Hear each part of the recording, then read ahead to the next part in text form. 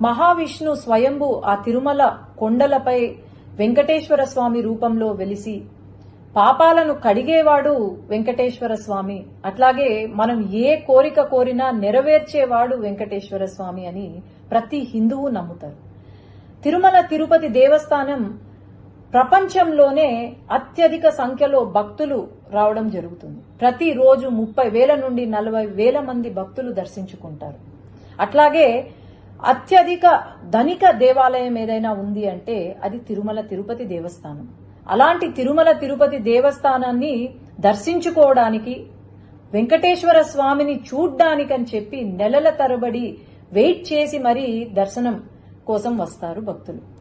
తర్వాత లైన్లో గంటల కొద్ది క్యూ లైన్లో వెయిట్ చేసి ఆ తిరుపతి లడ్డూ కోసం, ప్రసాదం కోసం అని చెప్పి వెయిట్ చేసి ఇంటికి తీసుకెళ్లి దాన్ని పూజ చేసి ఎంతో